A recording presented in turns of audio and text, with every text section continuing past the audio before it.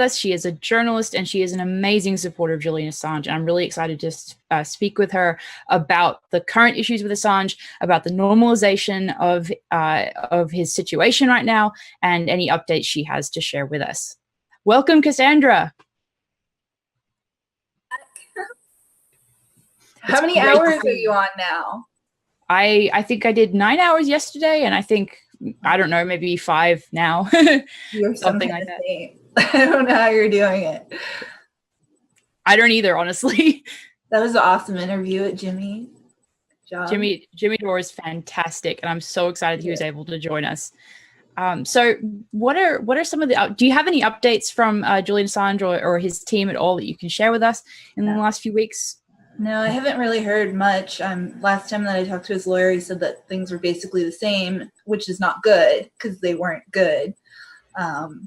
He said that, nothing has really ramped up necessarily, but it's been bad this whole time. So not ideal. Yeah, that's extremely worrying. And I know that in one of the recent videos that you've produced, and you make amazing to-the-point videos that really do help the campaign for Julian Assange reach a wide audience.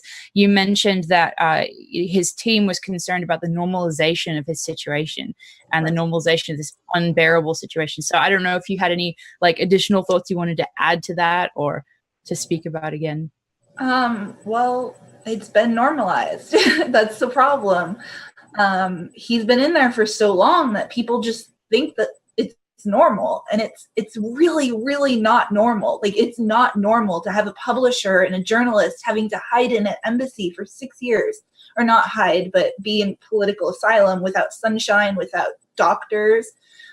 That's not normal, and people treat it as if it is, and that it's horrifying, because who's next? Once there's not a Julian Assange, there's going to be somebody else eventually. And what happens to them? Do they get droned? Do they, where does it go from here? Exactly. And I think that's an incredibly important point that the media does not address at all. And it's ridiculous because they should be the ones, as you're saying, that are directly concerned with their future if Assange is successfully persecuted in this way.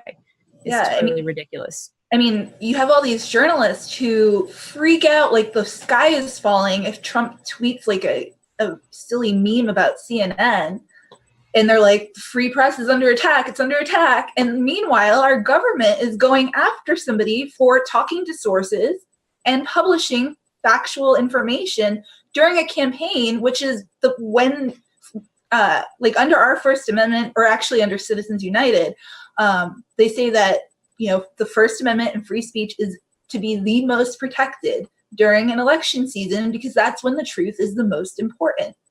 And so it's crazy. They're like, the sky is falling. Trump tweeted a thing, but then we have Julian Assange sitting in an embassy for 6 years, and they're silent or cheering it on in some horrible examples. It's really frustrating. Sorry. No, it absolutely is. No, absolutely. That's exactly the type of conversation that we're really happy to have here, because nobody else is speaking about it. There is nobody else outside of the wonderful guest panelists that we've had, in the mainstream and legacy press outlet sort of situation. There is no large, loud voice for Julian Assange, and that is why we're here. So absolutely not off topic to talk about that. I mean, the New York Times, every single newspaper relies on leaks, scoops, and secrets. That's what the media is. They could be next. They could publish. I mean, Rachel Maddow went on TV and asked for people to send Trump's tax returns to her. How is that any different than WikiLeaks hitting up Don Jr.? If, that's exactly the same thing. Go ahead. Sorry. No, you're fine. I'm really riled up about this. No, that's absolutely fantastic. People should be upset about it. People should be upset about it and calling it out for what it is. And I feel like it's been left to independent journalists like yourself to report on this, where legacy press won't. And I'd like to ask you to speak about WikiLeaks and how it's influenced your journalism and how it has allowed you to practice as a journalist, and what would be different in your professional life if WikiLeaks didn't exist. if WikiLeaks didn't exist, I mean, lots of people would be really happy because I would still probably be an audio engineer and there would be no writing for me at all, no political opinions. I mean, I wasn't even on social media until like 2012 or something. I joined Twitter only to follow WikiLeaks. So I had no social media accounts. I was like just a weird, you know, Greenpeace person who wanted to save the whales. And then my friend had been killed in Afghanistan, and I really was anti-war, but not, you know, I wasn't on social media. I wasn't a writer. And then WikiLeaks came out, and I was like, oh my God, somebody's actually going to do something to get our friends home. And I just fell in love. And so I started following them and reading all of the things that they were doing, which led me to get more interested in privacy rights and internet and things like that. And it just snowballed from there. So I mean, it's all their fault.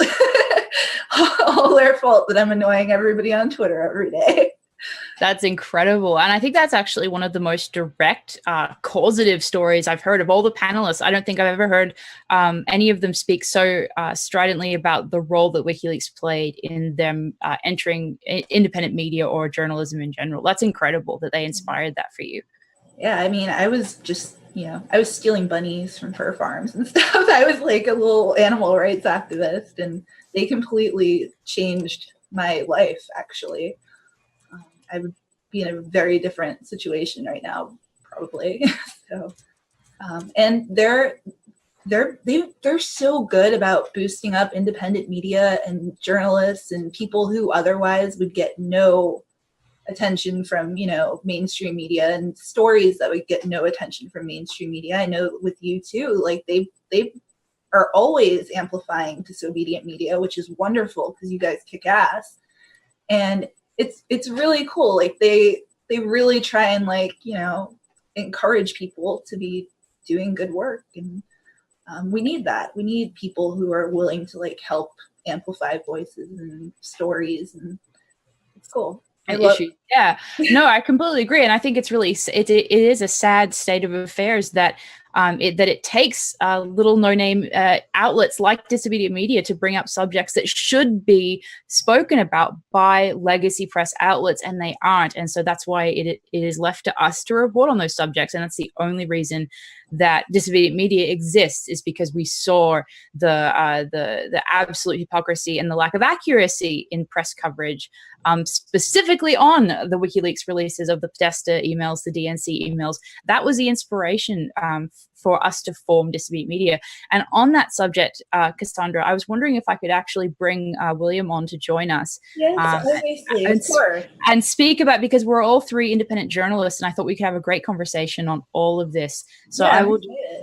Great. So everyone, if you don't know, William Craddick is my colleague at Disobedient Media. He is the co-founder of Disobedient Media, and he is a fantastic reporter. He focuses on geopolitical issues, and I'm promoting him to panelist right now. Welcome, William, and glad that you've been able to make it.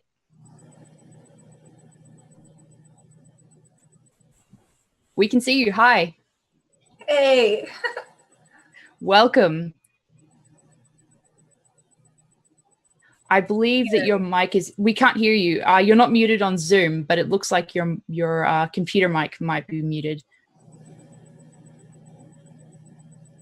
Wait, now you are muted on Zoom. Yeah, there you go.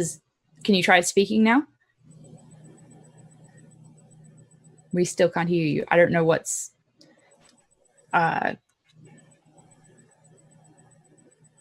do you have any sort of setting? Do you have an external mic or any setting on your microphone that would be off? That's very bizarre. We haven't run into this issue with anyone before. This is incredibly odd. Okay, I'm going to ask my tech team really fast if we have any options that we can use. One moment.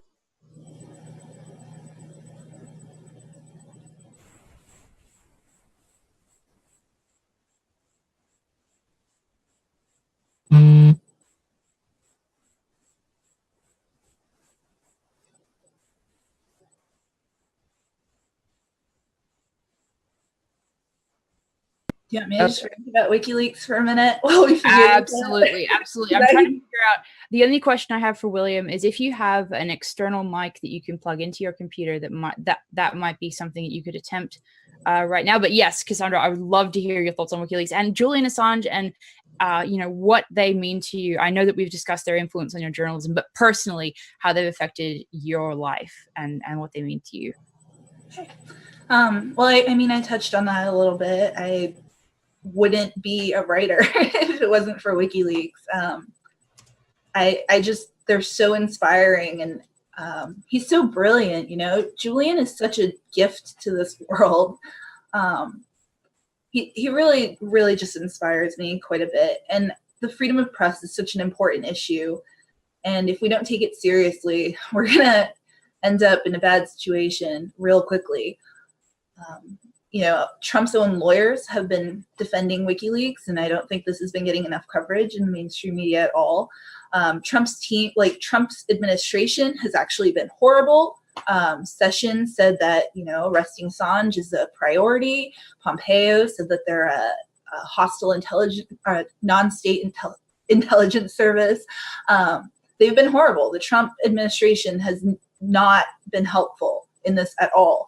But Trump's lawyers, they're arguing against a lawsuit right now, not the lawsuit that WikiLeaks is named in, but they're being sued by some former Obama lawyers. And they've been making a brilliant case for why WikiLeaks committed no crimes. And I hope that they take this into consideration instead of using it just for self-serving purposes. I say this all the time and I write about it all the time, but I think it's really, really important that we hold his feet to the fire and be like, listen, you're using these arguments for your benefit, and now you're going to use them for the proper reason.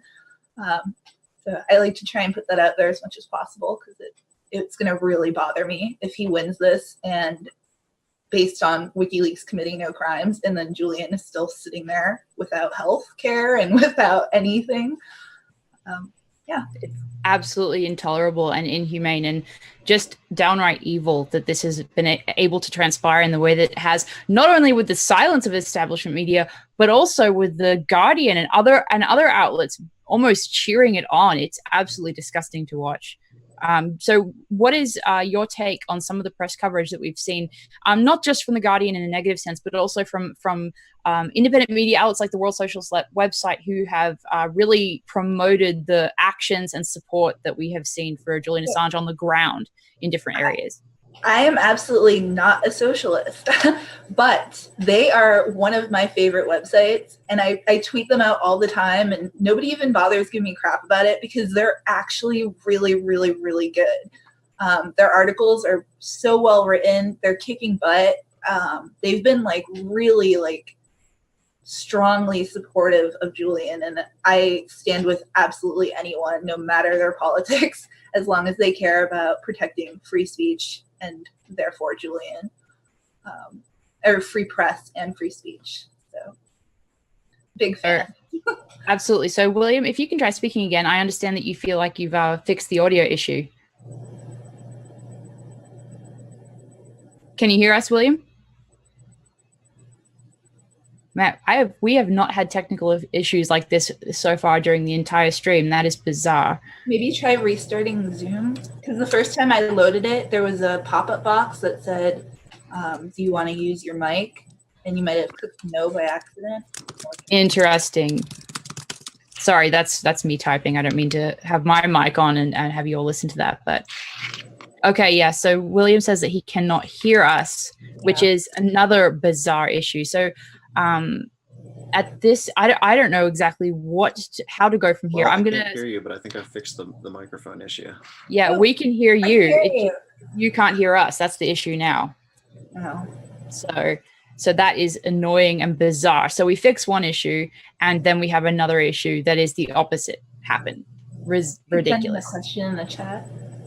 Yeah. So as we discuss this issue, I will try to ask William some questions by typing, and he's asking me to remove him from the chat, and then he will try to rejoin. And so I'm looking forward to William doing that in just a moment. So yeah, I know William is speaking to me right now over text. So just a minute while we figure out this situation.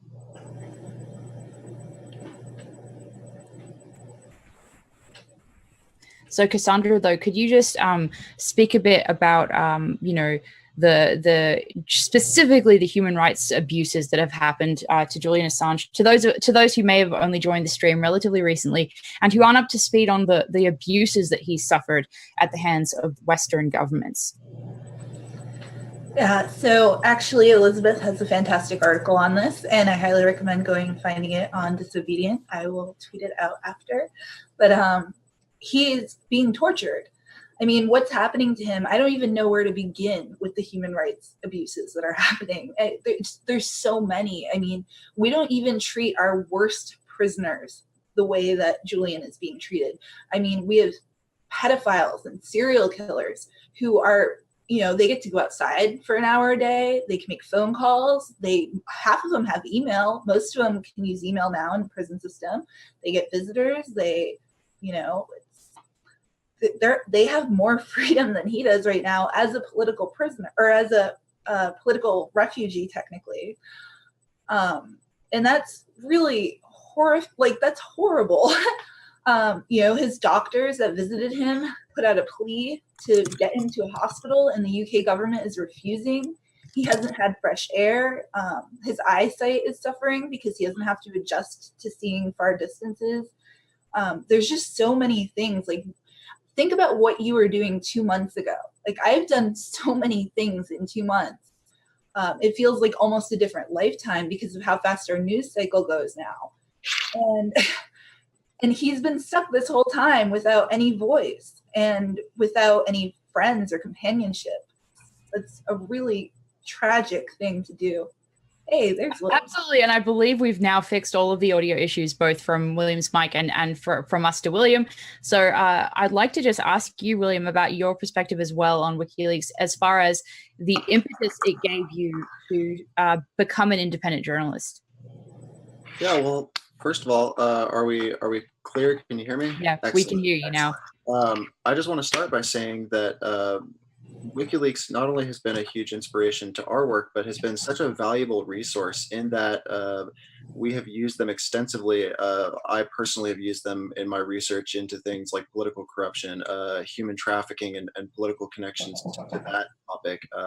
When researching geopolitical issues in the Middle East and European Union and South America, for example, and to have all of that data available to the public and available in a format that is something that you can easily search through, that you can access without too much trouble, is really something that's amazing. It's an amazing resource to have.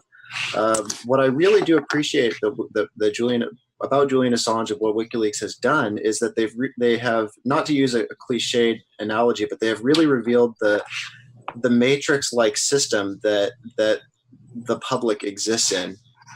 And they've shown a list of topics that can and cannot be discussed, and they've really laid that bare to the public eye. They've shown the shallowness of the image of the world that is projected to the public by the media and by the political establishment around the world, and they've revealed, I think, really the controlled nature of political discourse in particular. It allows us, most importantly, to have an honest political dialogue and an unveiling of the truth, and it allows us to see the world in a way that is much closer to how it really is than how others would like us to see it. And definitely more accurate than any other journalistic organization out there in existence at the moment. And I think it's really, fascinating that as independent journalists, all of us, although we are all independent journalists, we all come from different parts of the political spectrum. And yet WikiLeaks and the truth that it brings us all appeals to all of us because we all put truth above ideology in that way. And I think that is something that is a universal appeal of WikiLeaks. It doesn't matter where you're coming from. The truth that they give us is valuable to everyone. And I don't know if Cassandra, if you have just opinions on that, or on the fact that, an event like this, Unity 4J, is such a uniting force for support for WikiLeaks, no matter where you come from. Yeah, I absolutely love when you guys get everybody together. It's amazing. There's nobody on here who has really that close of political views, and everybody still comes together for a common cause. And we need to be doing that more, not even just for Julian. I mean, most importantly for Julian, but I mean, we should be doing this with war and with, there's a lot of things that people across the political spectrum can agree on, but nobody's working together because nobody's talking. And that is how people in power stay in power. Absolutely. Absolutely. How bad things continue, you know?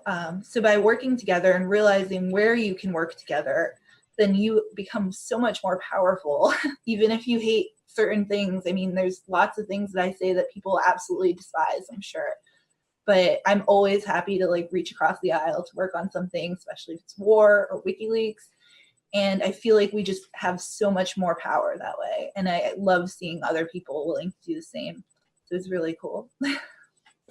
I feel exactly the same way about this event, and the kind of hope that the glimmer of hope that it gives us, that this, as you said, can be applied to different causes. And turning to you, William, I wanted to ask you about your opinion on the future of the situation with Ecuador, because I know that you wrote a pretty extensive piece on South America recently. So I was wondering if you had insight on the geopolitical situation Ecuador is in right now.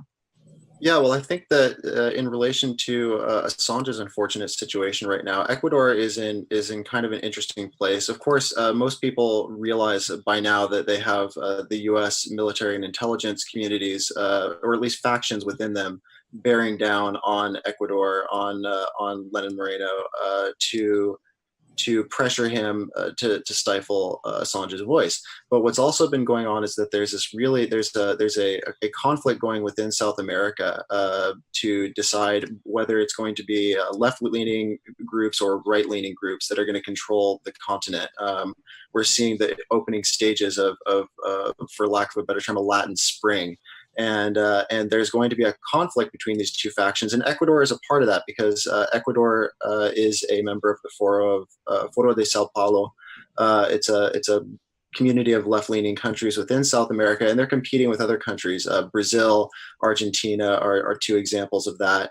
And so Moreno is caught in kind of a rock and a hard place because Assange, what Assange does is he pokes at the political status quo, and it hurts the sensibilities of people in the U.S. and people in Europe who might have a stake in how things play out in South America. So when you see the silencing, it's important to remember there are just so many factors at play in what is going on, and it's such a complex situation. You know, when Assange spoke out against Catalonia, and about the situation there that has been going on with the suppression of their referendum to seek independence, he really offended a lot of groups within the European Union, and you know those groups have sway in various South American countries, including Ecuador. So there are really a lot of factions coming together right now to stifle his voice, and it's really unfortunate to see. Yeah, and I think that's actually a point that is and the Catalonian independence movement, Assange has been very clear that he supports Catalonian self-determination. Because a lot of news outlets have tried to smear him by saying that he's like preaching for independence, and that's not true. He was just for self-determination. But I think it's really important to build on what you said about the fact that, he knowingly, I mean, Assange is a very intelligent human being. I think we all agree on that. I think we all recognize that. And I think that he would have known full well that he was, antagonizing people that had relationships with Ecuador. So I think that the fact that he went ahead and supported Catalonian self-determination so vocally is actually an indication of his selflessness. And it's the same way that we've seen him advocate for other journalists' welfare, even after he was gagged. So it's an incredible indication of his character, I think. And I think that is one of the aspects of his life that is forgotten amongst the smears and the establishment press defamation of him. Yeah, absolutely. Assange and WikiLeaks play a very important role in a greater process of breaking the status quo, breaking the grip of the establishment that has really had a strong hold on the West as a collective unit for at least, for many decades. And I think that they do it quite well, and they are, and something that I really respect about Assange is he is really he is uncompromising in his dedication to the ideals that he believes in, the ideals that he founded WikiLeaks under, and that the organization and himself continue to pursue in their day-to-day operations. Absolutely. You know what I love about him so much, and it's such a stupid small thing, but he still will not say that Chelsea Manning was the source, even though she talks about it all the time. He's always like, our alleged source, and it's like, she talks about it all the time, dude. I think that's so great. He's not even willing to give up a source after they give up themselves. And I think that just really speaks to his character and his principles and just how dedicated he is to, what he does and how he protects his sources. And I think that's really impressive. Yeah. It's like a stupid little thing, but I notice it every time and I'm like, that's so cute. It's not stupid at all. I mean, I think that's definitely part of the advocacy that he's done for Chelsea Manning from the very beginning. WikiLeaks was such an advocate for her, not just protecting the fact, the alleged fact that she was a source, but absolutely going to bat for her against the deep state. And then for Ed Snowden and for all of these people, whether they were an alleged WikiLeaks source or not, right. If they are whistleblowers, Julian Assange has absolutely advocated for them. And we know with Edward Snowden that led to, the UK pressuring Sweden to continue its investigation for years. So multiple times, as William referenced, multiple times he has most likely knowingly endangered his own situation in order to speak the truth as he saw it. So I think what you're talking about, Cassandra, is a huge part of the character of Julian Assange that is not spoken about in legacy media. Yeah. I think they like to paint him as this arrogant, horrible person, and that's just not true. He's so warm and intelligent, and he's just a brilliant guy. And he can be intimidating because he's so smart, but it's not in an arrogant way. That's just who he is. He's just a brilliant person. And yeah, I think that they really go out of their way to smear him, and they're very incorrect all the time. Absolutely. And they get so desperate that I remember right before Julian Assange was silenced, or maybe it was right after, I believe there was a smear campaign tactic that went around, just the most middle school, kindergarten level ad hominem attacks about his cleanliness and just ridiculous levels that they'll go to smear him. Smell bad. He does not smell bad. That is completely fake news, and I will call bullshit on that every single time. Bullshit. That's such a stupid smear campaign too. Who even comes up with that? We're gonna write an article claiming that somebody smells bad. You're a serious journalist, and that's what you're gonna do today? I would be horrified putting that out. Exactly. I mean, they are with their reaction to Julian Assange, they're showing their own not only maturity but the lack of professionalism, and they're degrading their own credibility in the way that they're attacking him. William, do you have any sort of thoughts about the way that the media's attacks on Julian Assange have really shown the public their own lack of integrity? Yeah, absolutely. I think that not only the attacks on Assange have shown that, but also when you look at what topics they will or will not cover from WikiLeaks releases, how they handle the releases. They've with almost every single WikiLeaks release, the mainstream media has approached it from an angle of wanting to report the bare minimum and distort the facts, even though the data that is published by WikiLeaks is publicly available for anyone who wants to look at it for themselves. But nonetheless, the media continues to push a distorted view in the hopes that a certain percentage of the population who consumes their news won't take the time to go and search out truth for themselves. That's really what I appreciate most about WikiLeaks. They let the truth and the information speak for itself. They hold more or less a neutral position, and they simply hold out the data for everyone to see and come to their own conclusions. that plays into the whole, I think, the whole culture of censorship that is going on in the UK that Assange was really the canary in the coal mine for. Now we're seeing an epidemic of not just silencing of journalists who are reporting on certain topics. You know, the Tommy Robinson thing has now become big, but there's also a lot of crackdowns on simple online speech by private citizens online within the UK. And it's really unfortunate because I think I come from a philosophical background that the truth should stand on its own merits. And if you cannot have that discourse, that discussion, then how are we supposed to make progress as a society?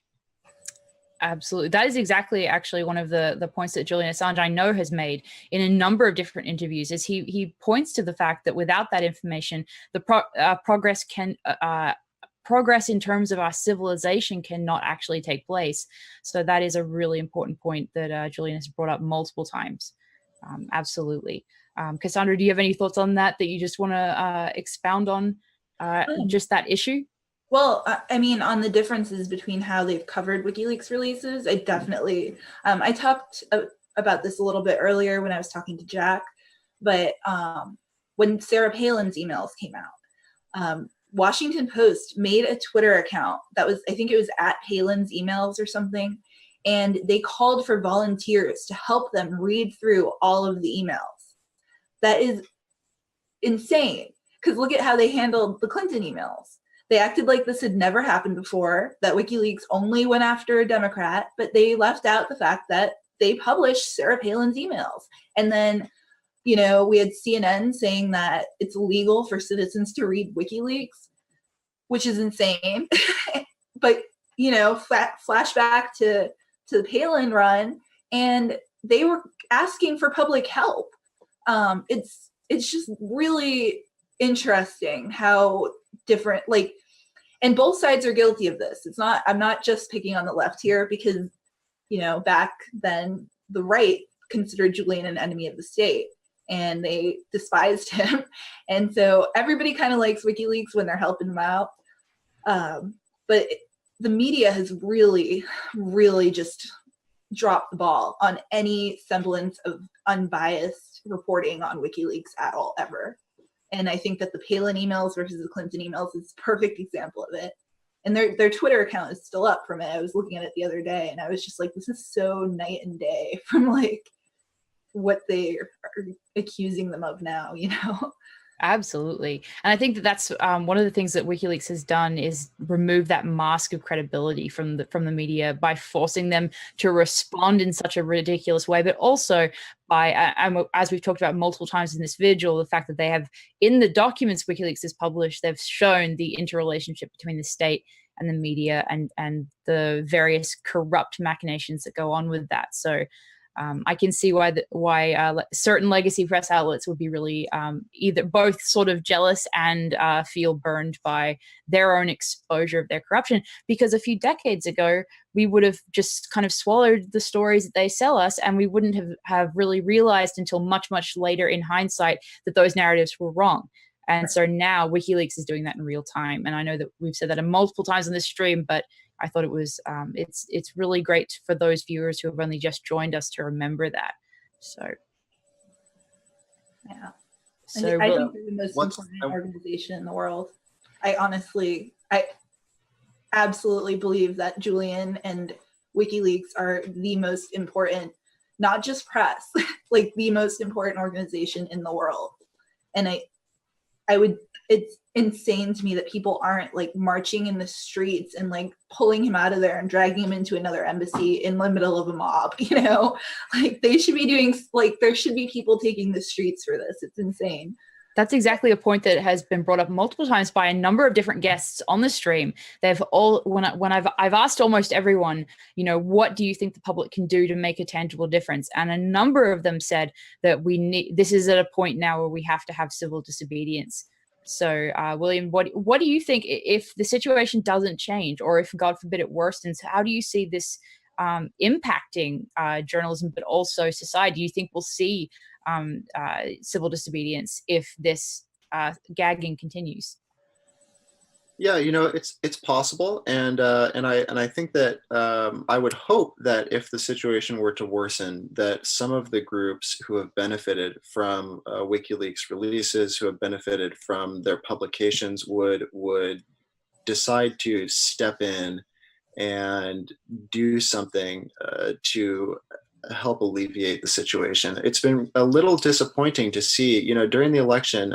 This has been talked about a lot, but I mean, a lot of current officials in the Trump administration benefited greatly from WikiLeaks releases. A lot of alternative media organizations benefited greatly from WikiLeaks releases, in that they were able to get increased publicity. There were a lot of groups out there who benefited from the work that WikiLeaks does, but when something goes wrong for WikiLeaks and Julian Assange, there's not many voices speaking out about it.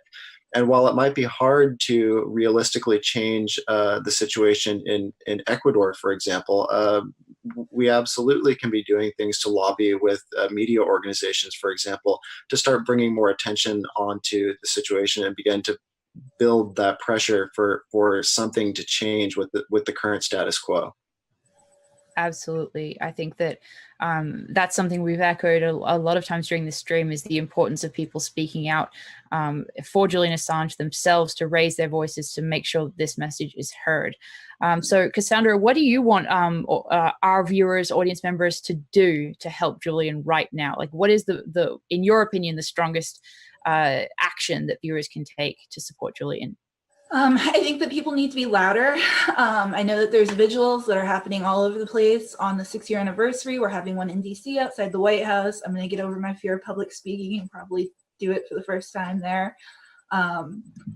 We're going to, really try and get people out to that. I know that there's one in the UK. Got to get people out there. Call your senators, write to them, especially if they're like possibly friendly to the cause. Email them, write to them, flood them with emails. We need to start really amping up pressure. Tweet at Donald Trump, call out the hypocrisy from everyone, from Katrina, or not Katrina, I'm sorry, but from anybody in the administration. Just tweet at everybody.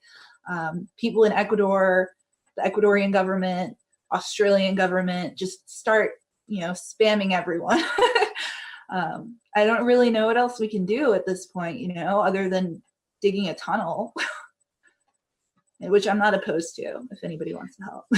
Yeah, I don't know about digging a tunnel, but I think that yeah, we are to really no. I think it's a great. I think it's totally kidding though. I think that people watching.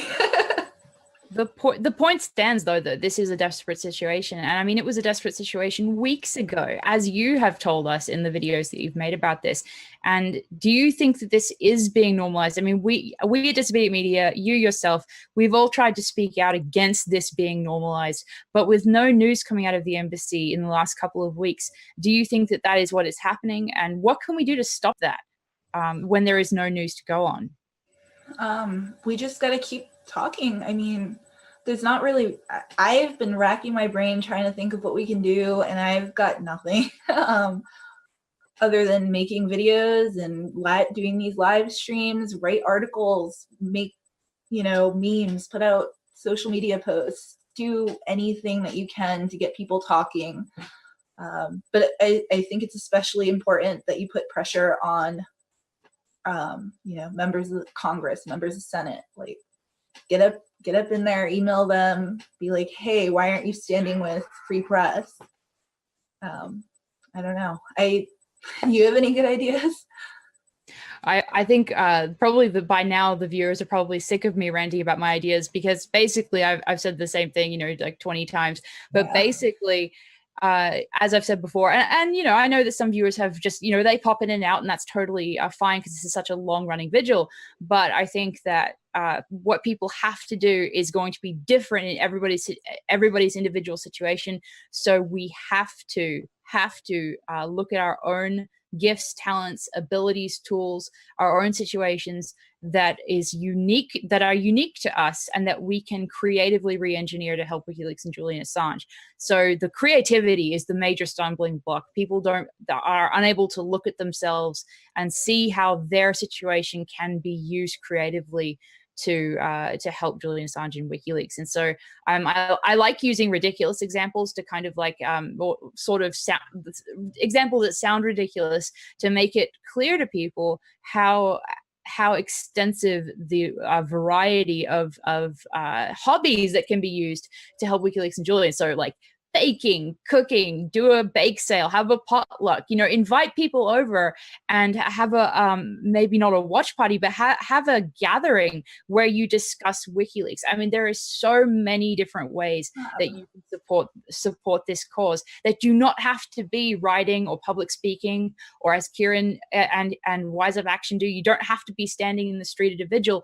You can be having a conversation at your home with your family, and that is a tangible action that will help Julian Assange. One of my actual favorite things to do, you just sparked my memory.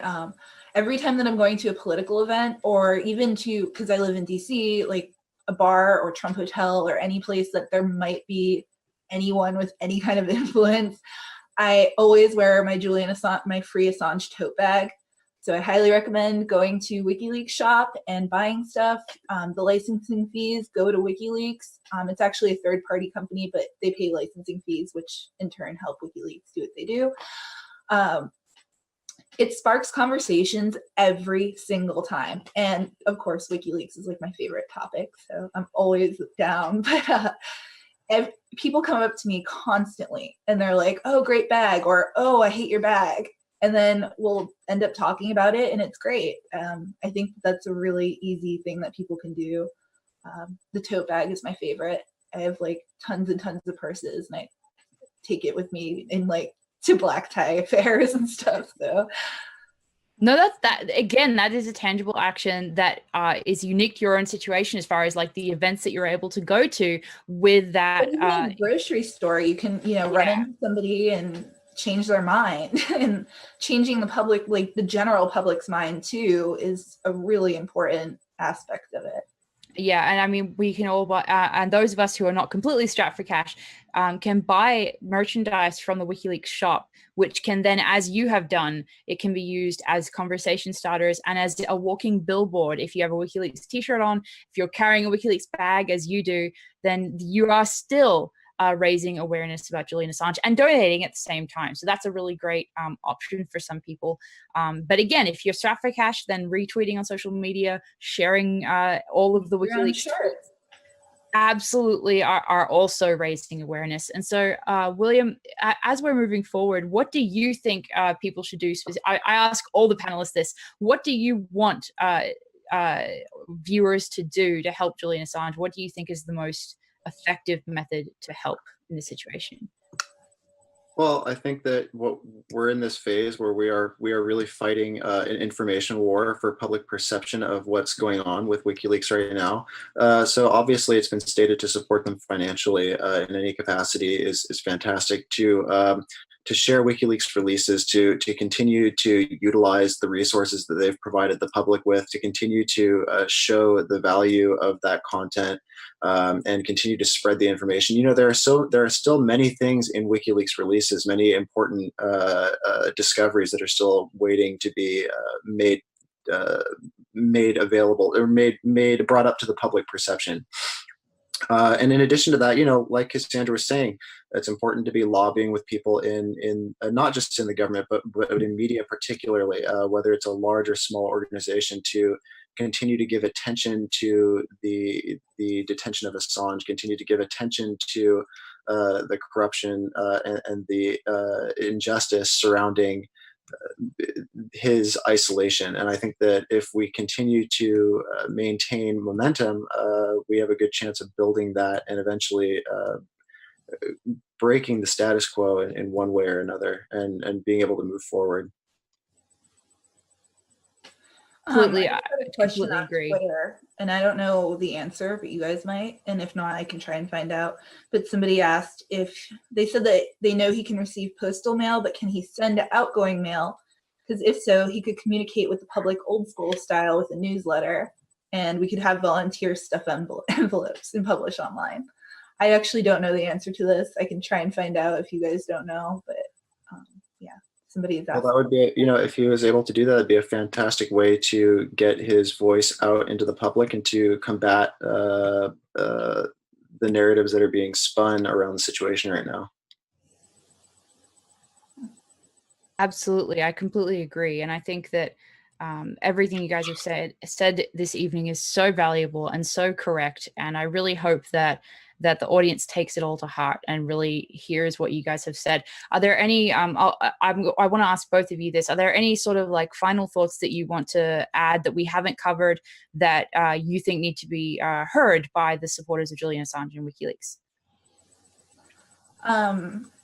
People who follow Q, a lot of you mean really well, but he is definitely in the embassy.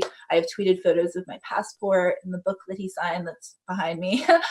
He's there, and even if you mean well, Trump has not helped him yet, and by claiming that he is and lying to yourself, pretending that he's safe, it actually helps to slow or stop of people who would otherwise be speaking out on his behalf. And we need people's voices more than ever right now.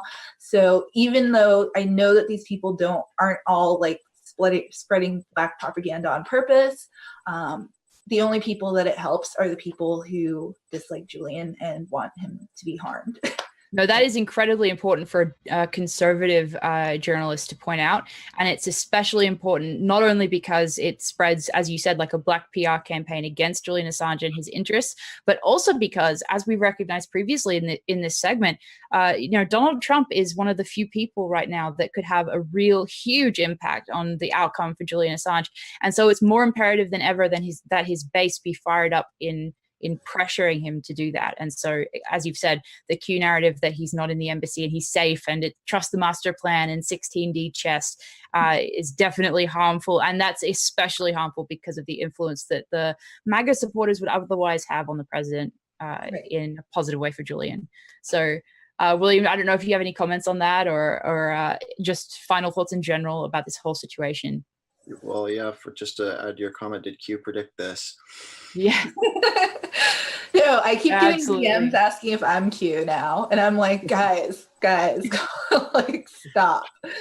Yeah, because apparently there was something with Snow White and I have a Snow White tattoo. So now people are like DMing me and I'm like, oh my God. Yeah, it's like my least ridiculous. I'd rather like, it's worse than when people send me penis pictures, I swear. I'm like, you have to stop. Just kidding. But, yeah, I think it's important for people who support Trump to keep in mind that just because Trump was able to get into office and just because, some good things are happening, the economy is booming, for example, doesn't mean that the fight's over, doesn't even mean that we're through the first or second round. We still have a lot of work ahead of us to right a situation that for many decades has not been right, has been a miss. And I think that people kind of have become lulled by the impression that that there has already been a fix and that things are just going to get better. But that's not guaranteed. It's absolutely not guaranteed. And people need to keep that in mind, and they need to continue to remain vigilant and stay on target. Absolutely. And I think that is incredibly important for people to take to heart and to definitely act on, is exactly what you've said. And but I'm going to ask you guys one more time if there's anything else that we haven't covered right now that you would like to share with us. And William, I know you were cut off by being muted at the beginning there. So if there's anything you'd like to cover that we haven't discussed yet, go for it as we kind of end this segment pretty soon here. No, really, I've been able to make my comments. I just want to, reiterate that my deep appreciation for the work that WikiLeaks does, for the valuable resource that they've been to us at Disobedient Media, and also just to commend you on your endurance in sticking with this topic. I mean, you've really been like a bloodhound on the trail with supporting Julian and keeping the public aware of this situation. Especially when times when others moved on to other topics or just simply weren't interested in covering it. Yeah, and I would say the same exact thing to Cassandra as well. Like we independent journalists have been the ones that have refused to allow this story to disappear and to be forgotten. And so I think that it's more imperative than ever that the independent journalists who do care about integrity and truth do speak out on behalf of Julian Assange. And thank you both for coming. I really, really appreciate your patience with us and our technical problems, and took the time out of both of your busy schedules to speak on behalf of Julian Assange and WikiLeaks to as many people as we can possibly get this message out to. So thank you both very, very much. I appreciate it. Thank you for having me. It's been a pleasure joining both of you. Watching the rest of the night. And I hope both of you will be back in our future vigils, if unfortunately we have to have them. I hope we don't, but if we do, I hope to see you both there. Absolutely. Good night. Thank you. Good night.